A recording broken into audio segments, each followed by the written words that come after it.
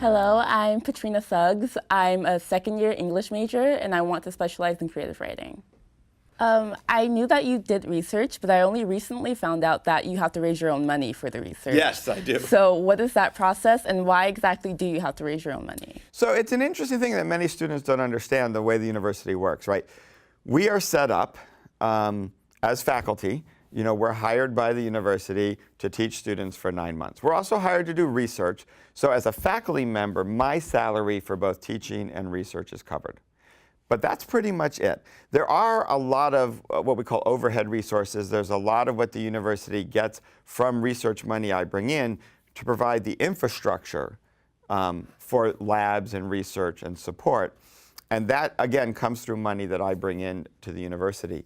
And the way it works mostly is through government funding.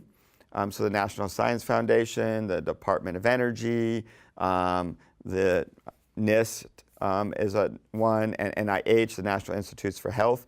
So these government agencies are responsible for funding what we call basic research. That's research at the universities that doesn't necessarily have an immediate application, but some might. Some people are working on things with an immediate application. And it's competitive. I have to write grants. People review them and make recommendations, and my grant has to be selected. It's somewhere between a 10 and 20% success rate. So I'm typically writing anywhere from 15 to 25 grant proposals before I get one funded. So if you think, you know, failing a test is a bad thing, I fail 19 times out of 20. But why do I need money? I need to pay grad students. I need to pay undergraduates at time to do research because I think it's a great experience. That's something undergraduates get to do at UCI. Much better, I think, getting paid to work in my lab than to work at McDonald's. Nothing against McDonald's, but I also need the supplies, I need equipment, I need space. So, and often you have to even pay to get your work published. You need to pay to get to conferences, to present your work so people know about it. And every lab is different. I study what's called tabletop physics. So we do all our stuff in labs on tables this size. I don't need a lot of really expensive equipment. Mostly what I'm doing is paying salaries to students. So typically, I can get by with about $100,000 a year as a budget. It would be much better if I have sort of about $250,000 a year, and then overhead to the university. So that's a fair amount of money to raise, and it's becoming a challenge for faculty to, as there's more and more people doing research, less and less funding dollars from the government.